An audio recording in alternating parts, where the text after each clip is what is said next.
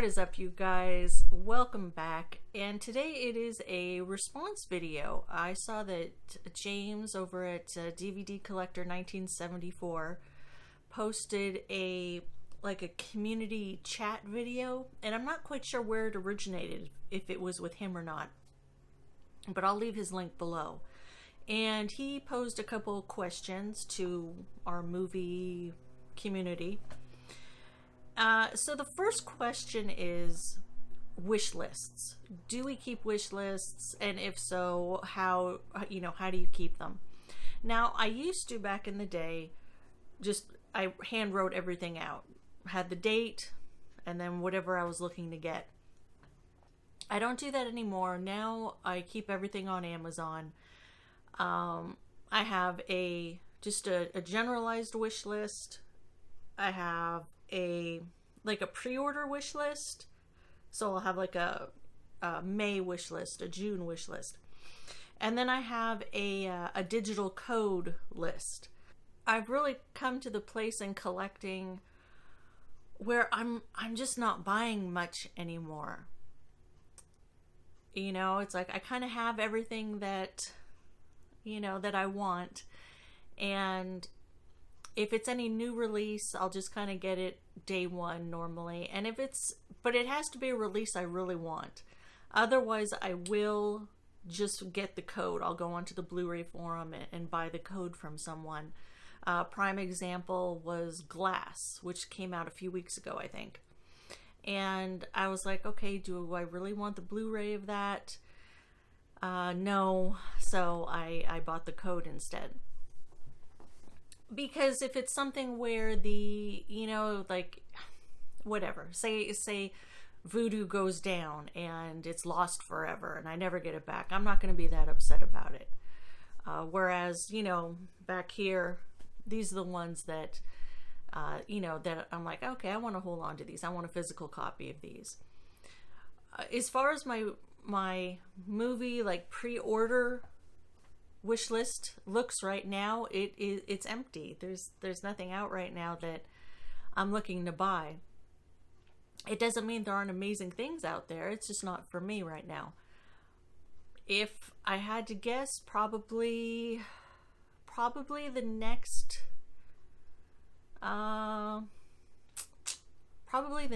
physical copy I buy will be Endgame when it comes out, and that comes out end of April, so let's say beginning of May, so it'll probably come out in August,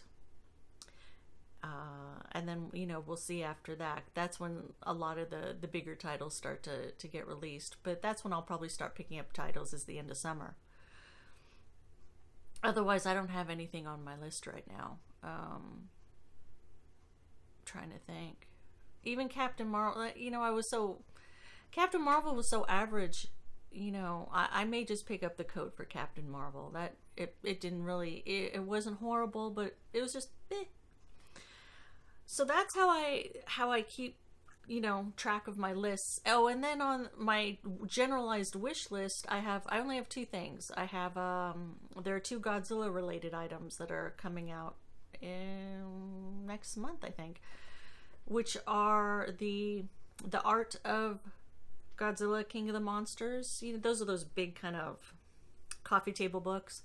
And then I think there is a trade paperback coming out, which is kind of like a precursor to the upcoming movie. So just those two things. Otherwise, my list is looking kind of empty right now. That's how I do it. And then the second part of the question was favorite packaging. And I love that because I love seeing everyone else's favorite packaging, because it gives me ideas like, oh shoot, that is pretty cool. I may want to pick that up. But let's go through some of my favorites. I know James had mentioned this, and I'm like, yeah, I used to be a big slipcover fan. Like, if a movie came with a slipcover, I had to have it because I'm a weirdo. Not so much anymore. I'm all about kind of condensing things and having lots of shelf space, which it's kind of coming together now. That's why, well, this looks empty because I took some stuff out, but it's really kind of moving up. So, you know, first, if we look at the VHS style slipcover, these are kind of fun. I wouldn't go, well, here's the thing. I would go, if it was 5, 6, 7 years ago, I would have gone crazy and bought all of them so they all matched. But I just got the one that I really wanted, which was Halloween. It looks cool. You know, it's a throwback. It's something fun. I already have the movie in the box set, but, you know, and then on the inside, you've got the regular Blu-ray. But I don't know, good for them for doing something different, something neat. Kind of plays on our nostalgia. So those are fun. If I had to choose between Digibooks and Steelbooks, I'm going to go Digibooks all the way. I just think they're really cool. I only have a few left now. But, you know, you've got the movie there, but then you've got kind of a neat book inside. It gives you details about the movie, about the actors and whatnot. So I've always enjoyed Digibooks. And you don't see many of them being released anymore. Warner Brothers was the king of Digibooks. They put out the most quality ones. The Jaws one was nice as well. That was a Universal release, but I forget which company it was. One studio put them out and they were kind of wonky a little bit. But you couldn't go wrong with Warner Brothers, and then that Jaws one was nice. I don't have a lot of Criterion releases, but this is one of my favorites. I like the packaging on this. Fantastic Mr. Fox. We love this movie. It's a lot of fun. So you have the wonderful outer box. This one's a soft outer box. And then you have this really nice looking booklet inside. Gives you kind of behind the scenes, some of the, you know, characters. I'll show you guys in a sec. There you go. You know, some of the characters and whatnot. Just something nice that they added. And then you have the inner packaging. Nice artwork. Nice artwork on the inside. They didn't leave it plain. And then you've got nice disc art. So I appreciate things like that where they put a little extra effort into it. Then you have something like The Thing from Arrow. Arrow, I don't have a ton of their releases, but usually they put out really quality stuff. Now this is a hard box. Love it. Love the details they put into it. Just the front cover art alone is beautiful. Love the hard box. And then it comes with, you know, really nice artwork on the inside. You've got, let's take those out for a sec. You've got reversible art. Always a plus. Love when they do the reversible art. Nice disc art. And then it came with some some what are they called, like lobby cards from the film. And then you get, I'm not going to open it, but you get the poster, and then you get this really nice booklet. It has a couple essays, talks about the making of the film. Very nice. Nothing cheap. You know, nothing cheap about this. It feels like a quality release. So I was really happy to pick this one up. And I think that's kind of where Blu-rays and collecting is headed, is towards items like this. Kind of the niche, boutique. I don't know if boutique is the right word, but kind of the very specialized collectors where you have horror titles, or you have something that's packaged very nicely and it has more of a premium price tag on it. And that's fine as long as they keep releasing physical media. That's all good with me. I only have a few 4K titles because I don't have a 4K player, but this was my favorite release of Infinity War. This was the 4K release from Target. And I loved the look of this release. It was very nice. You know, you've got that artwork. You've got this inner artwork. It's all glossy, very nice. You've got, if I can take it out, you've got a gallery book. Now this is more, I mean, this one's nice. It's not very practical to open and read. It's very stiff, but I gave them an A for effort because it's glossy. It looks nice, but it's not super easy to read. So you've got that, then you open it up, and I've already taken the Blu-ray disc out, but there's your 4K disc and some nice interior artwork. Beautiful job on this one, and I hope Target does something similar for the Endgame release. It would be a nice kind of double feature on the shelf. It would look good. Nice bookend set. Okay, so there's Infinity War. Then we've got something like the Freaks and Geeks yearbook.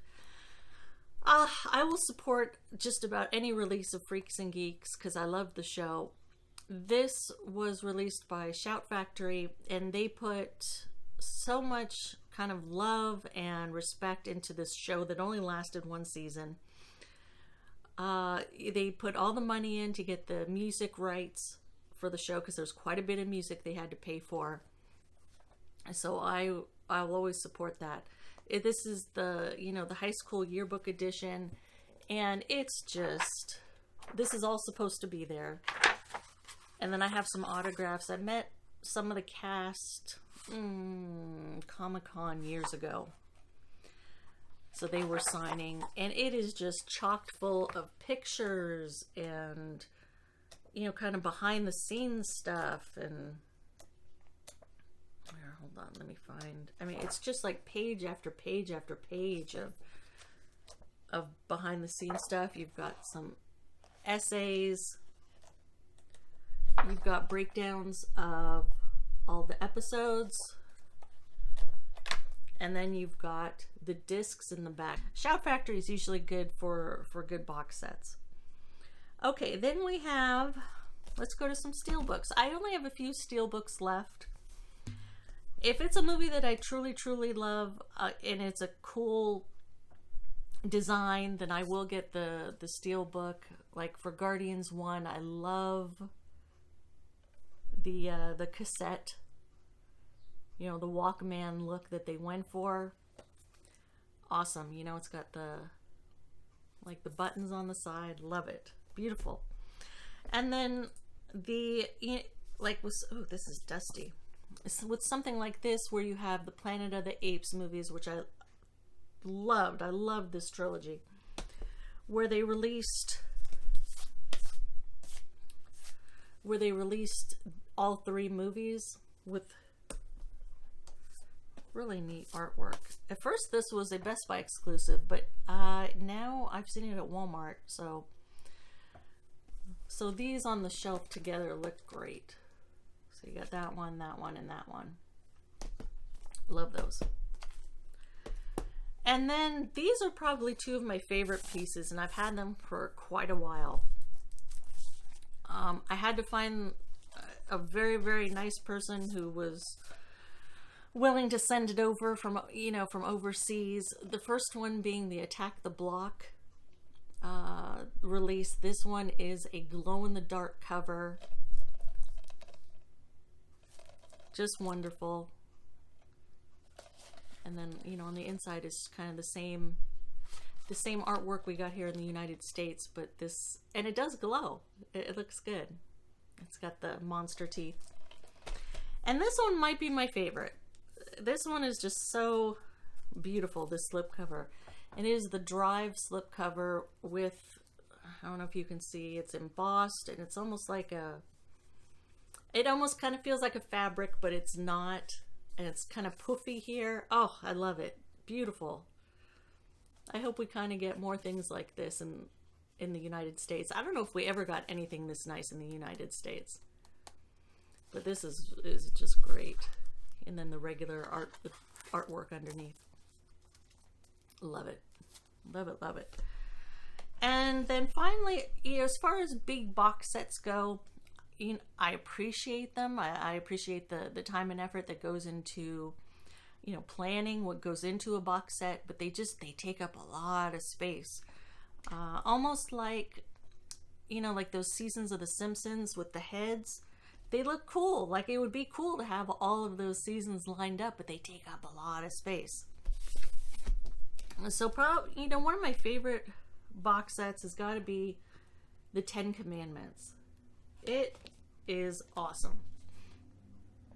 Now, if you guys remember years ago, I don't even know how many years ago, at least 5 years ago, Black Friday at Best Buy, I was checking the Blu-ray forum, see if anything, you know, if anything new was coming up on sale or whatever, what people were getting. And someone put down, hey, at Best Buy, the 10 Commandments box set is $10. It's not marked. Like no one knows why it's on clearance like this, but it is.